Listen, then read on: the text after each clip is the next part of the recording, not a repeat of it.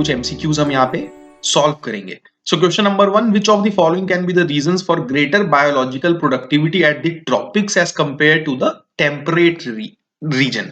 तो आपने ये बहुत बार पढ़ा होगा कि भाई ट्रॉपिक्स में जो बायोलॉजिकल प्रोडक्टिविटी होती है वो ज्यादा होती है टेम्परेट रीजन के मुकाबले। तो क्या कारण है? पहला, a less extreme seasonal variation at tropics as compared to the temperate region. High solar energy is available at the tropics, and tropics have remained relatively undisturbed for longer durations than temperate region. तो दोस्तों अगर हम देखें तो यहाँ पे तीनों ही जो कारण है बिल्कुल सही है। ठीक है, तीनों ही कारण बहुत ज्यादा सही हैं। ट्रॉपिक्स में ज्यादा सोलर एनर्जी अवेलेबल होती है जिस वजह से प्रोडक्टिविटी ज्यादा होती है। ठीक है, और उसी वजह से डाइवर्सिटी भी ज्यादा होती है, और साथ ही साथ ट्रॉपिकल इन्वायरमेंट जो है वो कम सीजनल है। ठीक है, इसीलिए वो ज्यादा कांस्टेंट और प्रेडिक्टेबल होते हैं, और उस वजह से वहां पे प्रोडक्टिविटी जो है वो सीजन्स के हिसाब से बदलती नहीं है। ठीक है, सो correct answer of the question will be all of the above, that is D.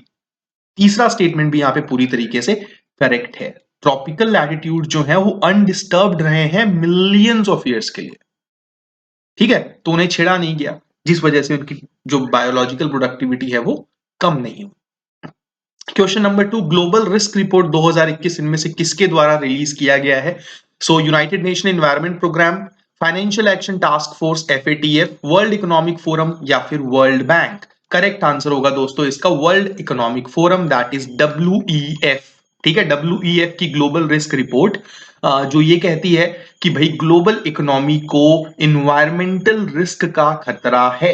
ठीक है, सो टोटल 5 रिस्क के बारे में बात की गई है, जिसमें एक है एक्सट्रीम वेदर, फिर उसके बाद climate action failure, human environmental damage, infectious diseases and biodiversity loss.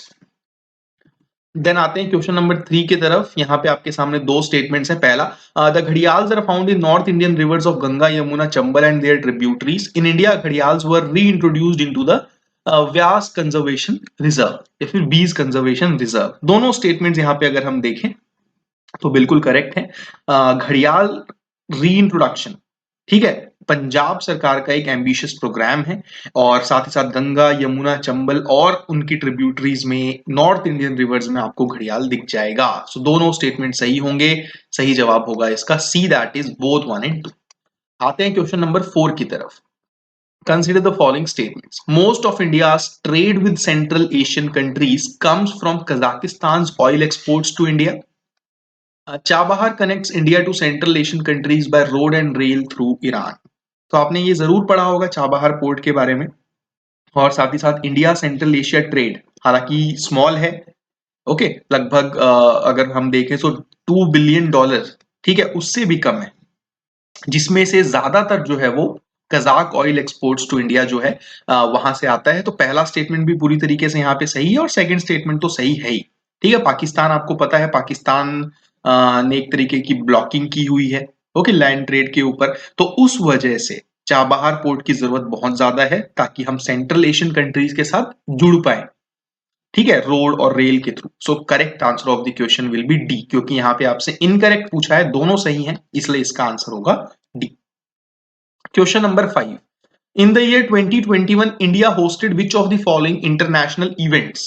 India Central Asia Dialogue, Security Dialogue focusing on Afghanistan, Quad Leaders Summit। तो दोस्तों क्वाड लीडर्स समिट जो है वो हुई थी वॉशिंगटन में, ठीक है, अमेरिका में, तो इंडिया ने होस्ट नहीं किया था।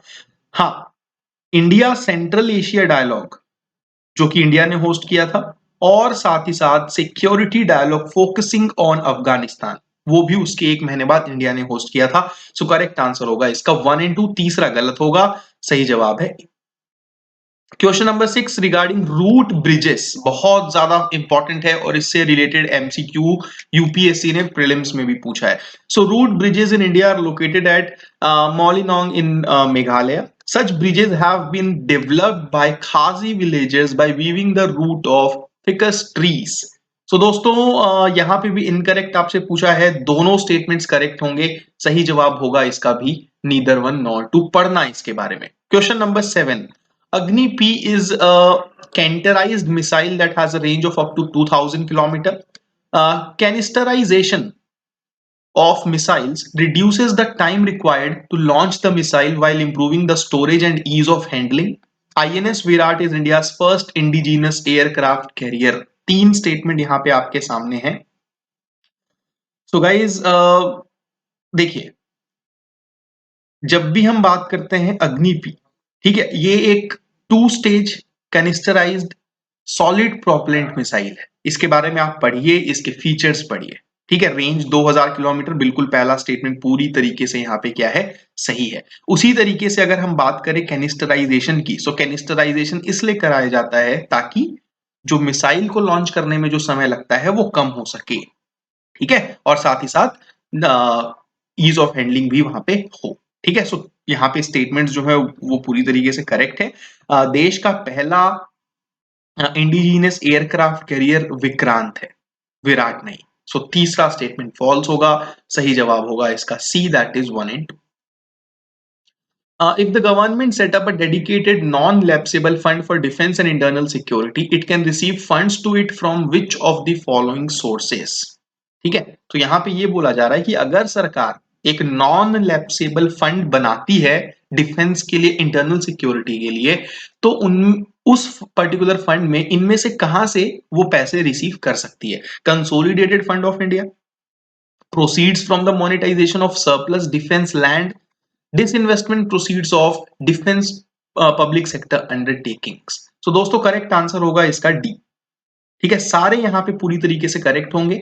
ओके, सरकार इस पर्टिकुलर नॉन लैप्सेबल फंड में इन तीनों सोर्सेस से पैसे रिसीव कर सकती है. Okay, so to bridge the gap between projected budgetary requirements and budget allocation for defence and internal security, the commission has recommended, एक कमीशन है उसने रेकमेंड किया कि भाई एक डेडिकेटेड नॉन लैप्सेबल फंड आप सेटअप करो. ठीक है, उसका नाम क्या होगा, modernisation fund for defence and internal security. Okay, और उनमें से इन सब जगहों से पैसे लिए जा सकते हैं. Question number 9, CO2 injection technology किस चीज के लिए यूज की जाती है? Enhance oil recovery from ageing oil fields, reduce the carbon content of vehicular emissions, sequester atmospheric carbon for ocean basin storage. 3 statements हैं यहाँ पे. CO2 इंजेक्शन टेक्नोलॉजी, ठीक है, सो CO2 गैस को जो है ना इंजेक्ट किया जाता है with residual oil in the ageing field, जहां पे ऑयल प्रोडक्शन जो है वो डिक्लाइन हो रहा है. तो ऑयल रिकवरी एनहांस होता है CO2 इंजेक्शन टेक्नोलॉजी से. पहला स्टेटमेंट पूरी तरीके से यहाँ पे करेक्ट है. ठीक है, तो ये क्या करता है बेसिकली, जब भी हम CO2 गैस को इंजेक्ट करते हैं वो विस्कोसिटी को रिड्यूस करता है और साथ ही साथ आसान बनाता है रॉक पोर्स से ऑयल को डिस्प्लेस करना. ठीक है, तो CO2 gas also swells oil और उस वजह से वो पुश करता है और ऑयल रिकवरी को एनहांस करता है. ठीक है, सो CO2 enhanced oil recovery works most commonly by injecting CO2 into already developed oil fields where it mixes with and releases the oil from the formation. ठीक है, बाकी यहां पे गलत होंगे. करेक्ट आंसर होगा इसका ए. आगे चलते हैं क्वेश्चन नंबर 10 की तरफ. Exercise Milan is the annual naval exercise hosted by India where all the BIMSTEC countries participate. Malabar, which began as a bilateral exercise between India and Japan, become multilateral with the addition of Australia and US. India exchanges maritime information bilaterally with friendly foreign countries to create maritime domain awareness in the Indian Ocean region, and the Indian Navy's Information Fusion Center for Indian Ocean region serves as an important hub for it. तो यहाँ पे 3 statements हैं. और मालाबार की अगर हम बात करें, 1992 में शुरुआत हुई थी इंडिया और यूएस के बीच की एक्सरसाइज. ठीक है, मल्टीलेटरल हुई ऑस्ट्रेलिया और जापान के ऐड होने से. तो दूसरा स्टेटमेंट तो यहाँ पे टोटली गलत हो गया. ठीक है, दूसरा स्टेटमेंट यहाँ पे टोटली गलत हो गया. अगर आप ऑप्शंस देखें तो यहाँ पे सी और डी तो आपके वैसे ही चले गए. अब बचा आपके पास ए और बी, यानी कि थर्ड स्टेटमेंट. ठीक है, थर्ड स्टेटमेंट भी यहाँ पे गलत है. क्यों गलत है?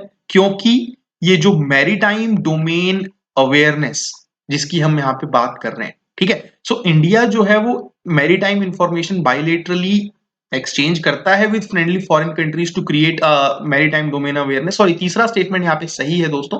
पहला स्टेटमेंट एक्सरसाइज मिलान, ठीक है, एक्सरसाइज मिलान के बारे में आप जरूर पढ़िएगा। Indian Navy largest ever multilateral Milan exercise के लिए तैयार थी, ये चीज न्यूज में थी। ठीक है, और कहीं ना कहीं फरवरी 2022, ओके, अगले महीने के एंड में इसे शेड्यूल किया गया है। पहला स्टेटमेंट यहाँ पे फॉल्स है, सेकंड भी फॉल्स है। करेक्ट आंसर होगा इसका only 3, that is a. Apart from bacteria, which of the following living species may be involved in the nitrogen cycle in our atmosphere? So दोस्तों, पिछले क्वेश्चन का जो पहला स्टेटमेंट है, मुझे बताइएगा कि एक्सरसाइज मिलान में कौन कौन पार्टिसिपेट करता है। Green plants, animals and humans.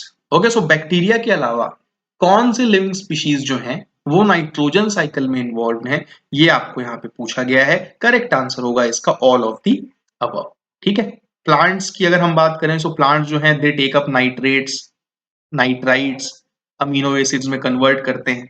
Animals का भी सेम, अगर हम देखें एक बार किसी एनिमल की जब मतलब डेथ हो जाती है, तो जो बाकी बैक्टीरियाज होते हैं सॉइल में, okay, they convert the various compounds of nitrogen into nitrates and nitrites.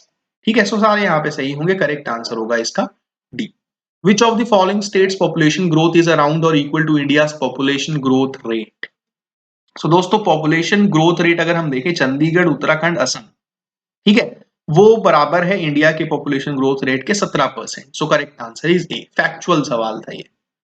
Then उसके बाद question number 13, with reference to PM FME scheme, the scheme adopts one district one product approach. The scheme also places focus on waste to wealth products, minor forest products, and aspirational districts. It is a central sector scheme. It is a central sector scheme. So दोस्तों, third statement यहाँ पे जो होगा वो गलत होगा। ठीक है, थर्ड स्टेटमेंट यहाँ पे गलत होगा, बाकी दोनों स्टेटमेंट सही होंगे। करेक्ट आंसर होगा इस क्वेश्चन का 1 and 2, that is a. PMFME, प्रधानमंत्री formalisation of micro food processing enterprises scheme. Is that clear? आगे चलते हैं क्वेश्चन नंबर 14 की तरफ। Consider the following with respect to GST Compensation Act 2017. It guarantees states that they would be compensated for any loss of revenue in the first 10 years of GST implementation. A compensation cess fund was created from which states would be paid for any shortfall. An additional cess would be imposed on petroleum goods to fund the compensation. So guys, correct answer होगा इस question का only 2, that is B. आगे चलते हैं question number 15. Which of the following statements are true? The source of Periyar River lies in the remote forest of Periyar Tiger Reserve. Mulla Periyar Dam is situated at the confluence of Mulayar River and Periyar River. The Periyar originates in Kerala, flows entirely through Kerala and joins the sea in the Kerala. The dam is located in Kerala on the river Periyar but is operated maintained by Tamil Nadu state. सारे statement सही हैं। Correct answer होगा D. तो आज का ये video यहीं समाप्त करते हैं। धन्यवाद, मिलता हूं आपसे अगले एमसीक्यूज के साथ।